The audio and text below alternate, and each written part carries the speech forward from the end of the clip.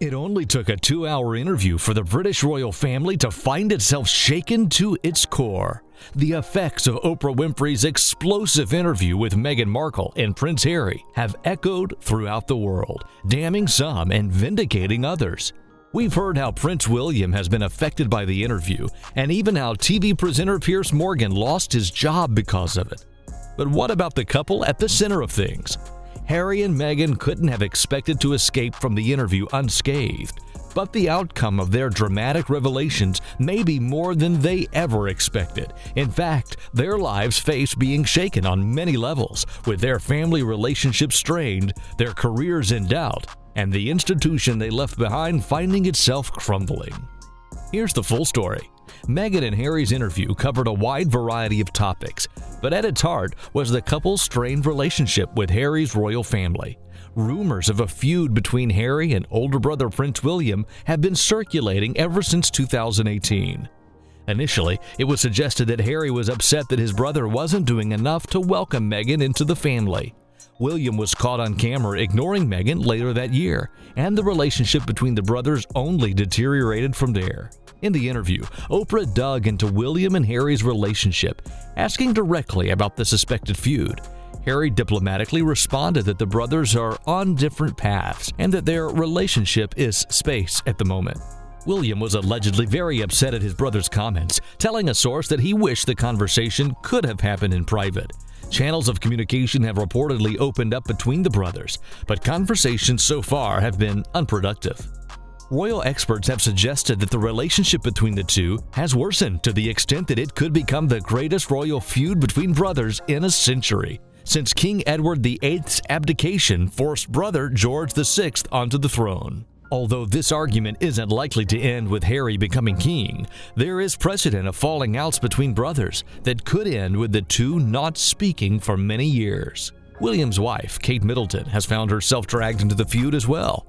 One story that Meghan was determined to put right was the truth behind whether or not she had made Kate cry. In the lead-up to her wedding in 2018, Meghan was said to have snapped at Kate, who had recently given birth, leading to Kate bursting into tears. In the interview, Meghan revealed that the reverse was true and that Kate had made her cry during a heated discussion.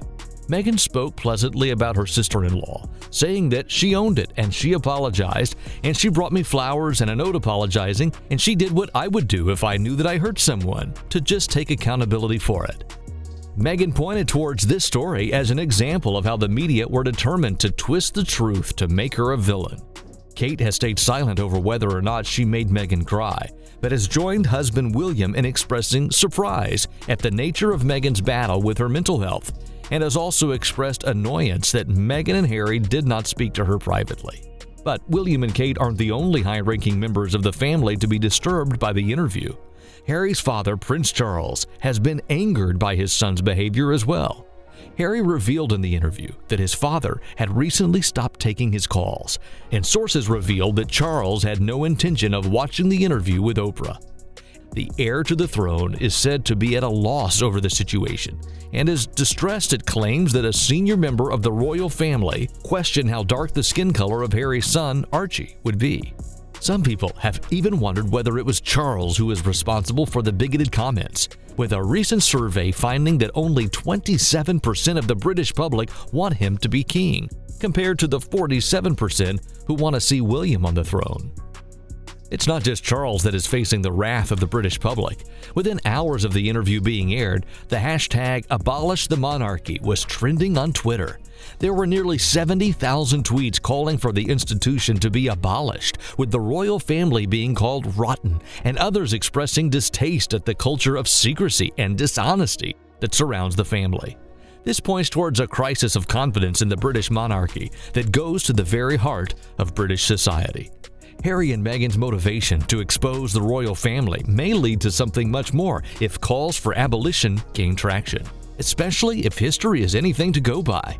The last time the British monarchy faced calls for abolition, it ended with reigning monarch Charles I having his head chopped off by the British government. One of the most shocking comments made in the Oprah interview was when Meghan admitted there were times when negative media coverage made her not want to be alive anymore. But I knew that if I didn't say it, that I would do it. And I just didn't want to be alive anymore. It's true that the couple had previously faced serious backlash in the press, and one of their most vocal critics was British TV presenter Piers Morgan. And it was his comments in the wake of the Oprah interview that led Meghan to take a stand in a way she had never done before. Speaking on breakfast TV show Good Morning Britain, Piers Morgan, the host of the show, threw doubts on Meghan's claims, stating that he didn't believe a word. Morgan also pointed towards the damage that Meghan and Harry had done towards the monarchy as another reason why he was taking a stand against them on live TV. When Piers was called out for his negative comments by weather reporter Alex Beresford the next day, he stormed off set and later quit presenting the show. No. Sorry, no. Sorry. So, do you know what? That's pathetic. You can trash me, maybe not my own. No. See you later. I'm being... Sorry, can't do this. This is absolutely diabolical behavior. In the fallout from this, it was revealed that a record number of complaints had been sent into TV watchdog Ofcom regarding Morgan's behavior, with 57,000 people registering their unhappiness. One of these complaints came from Meghan Markle herself. Wading into the argument, Meghan admitted that she had not been personally hurt by Piers's comments, but that she wanted to take a stand and ensure his comments could not hurt other people struggling with their mental health. The fact that Meghan has continued to hold people like Piers accountable suggests that she and Harry are not finished fighting for recognition. One figure in this story who has remained silent for obvious reasons is the couple's young son, Archie Mountbatten Windsor. You'd think being a child would keep him out of the drama, but the fighting amongst his family has left even his future up in the air. Archie's involvement began with the simple issue of his title. Put simply, whether he was going to be considered a prince. Traditionally, Archie should not receive a title until his grandfather, Prince Charles, is on the throne. Harry and Meghan questioned this tradition when they requested that Archie be considered a prince and receive all the privileges that come with it, primarily a huge security detail. Meghan explained further when she said, "We haven't created this monster machine around us in terms of clickbait and tabloid fodder. Instead, it was the rest of the royal family that allowed that to happen, which means our son needs to be safe."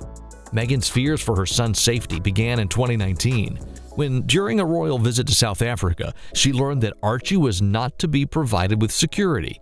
Instead, Meghan would have to choose between leaving her son without or giving up some of her own security. Now, with the couple having withdrawn from royal life, Archie is left without a royal title or royal security. Meghan appeared to blame the royal family for freezing her son out of the picture and said, "I, again, wouldn't wish pain on my child, but that is their birthright to then make a choice about." Little Archie's future remains up in the air, and with the royal family angry at his parents, it seems likely that he will find himself at the center of family tension for some time. So what do you think? Have Meghan and Harry got what they deserved in the wake of the interview? Or do you think they deserve better? Maybe you think they deserve worse. Or maybe you've got royal connections and are sitting on some crazy gossip you just can't wait to share.